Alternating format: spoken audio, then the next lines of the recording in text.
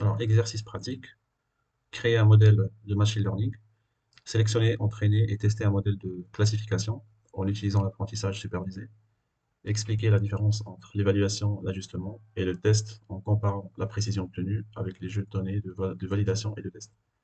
Alors, cette partie-là, la 3.1.3, dans le syllabus, je vais juste voir ça concerne quoi. Donc ici, c'est euh, 3. Ici, c'est créer un modèle de machine learning. Donc du H2. Et donc du H2, normalement, c'est un workshop ou un cas pratique. Je vais rapidement monter en haut. Euh, Désolé. Alors, du H2. Voilà. Alors, du H2, c'est un exercice avec des indices. Le candidat se va proposer un exercice accompagné d'indices pertinents afin de lui permettre de le résoudre dans le temps imparti. Donc, je mettrai en fait un cas que j'ai créé. Donc, je vais le mettre sur la présentation. Voilà.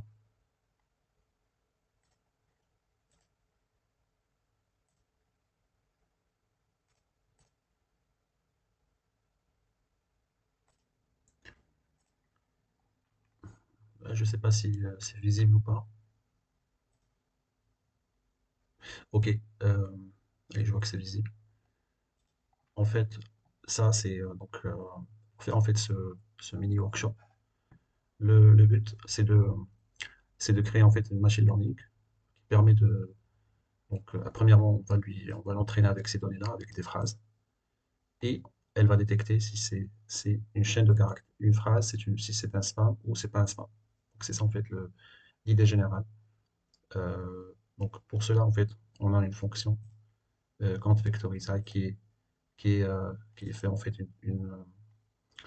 il détecte en fait elle split les phrases qu'on lui a mis. Donc ça, là c'est un tableau. Elle split en fait les éléments du tableau.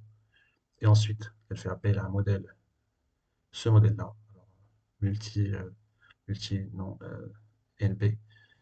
Euh, et ensuite, en fonction de la phrase qu'on lui donne, elle retourne soit un email qui est spam ou bien un email qui est normal. Donc je vous laisserai le code source très simple de ce fichier spam filter Python dans les ressources.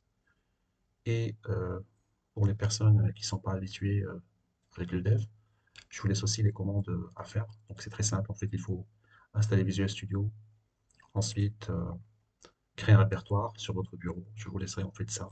Euh, je peux le laisser ici. Le mode opératoire, je peux le mettre, je vais le mettre ici, je vais le coller, je vais le supprimer après.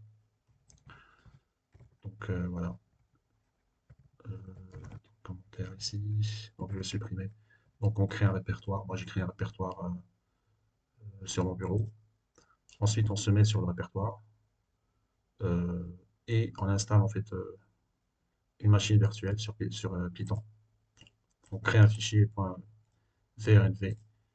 Ensuite, on installe scikit-learn. Ensuite, Panda et NumPy.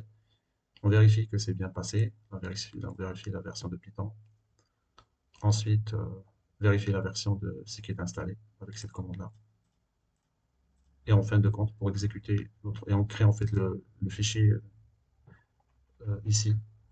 Je l'ai appelé spam filter. Donc, dans ce fichier-là, comme je vous l'ai montré, c'est le code source en fait pour l'exécuter. Pour exécuter ce fichier-là, vous allez sur New Terminal, et ici vous tapez le nom spamfilter.py, Python. Et là, par exemple, je vais vous faire une démonstration. Par exemple, vous avez gagné un iPhone, c'est la phrase, donc je mets ma phrase ici que je veux tester. Ensuite, j'exécute le fichier. Donc là, il a détecté que c'est un spam. Si par exemple, euh, je lui mets une autre phrase qui n'est pas un spam, juste pour voir la différence. Celle-ci, par exemple. Projet de travail à finaliser. Donc, pour résumer, ici, vous avez gagné un iPhone, c'est un spam. Réunion demain, c'est pas un spam. Offre spéciale limitée, spam. Cliquez ici pour recevoir votre cadeau spam. Projet de travail affilié non spam. Promotion exceptionnelle, c'est spam. Donc ici, j'ai mis que c'était pas un spam. Donc je vais réexécuter. Voilà. Là, je vois que la réponse, elle est bonne. Et pour récapituler, en fait, ces démonstrations de machine learning, euh, alors appliquées à une détection de spam, on a entraîné le modèle avec quelques exemples d'emails. Certains sont des spams, d'autres non, comme ici. Ensuite, on lui a donné une nouvelle phrase et il prédit automatiquement si c'est un spam ou c'est un email normal. Donc voilà, en quelques lignes de code, on voit comment une machine peut apprendre à reconnaître du texte et prendre une décision. Cette démonstration montre qu'avec quelques lignes de code, on peut entraîner une machine à reconnaître du texte et prendre une décision. C'est simple, et c'est exactement le principe du machine learning, apprendre à partir de données, c'est-à-dire ces données-là, apprendre à partir des données euh, euh, pour automatiser une tâche. Voilà. Ça, c'est un sous, on va dire, un sous-tâche qu'on pourrait utiliser.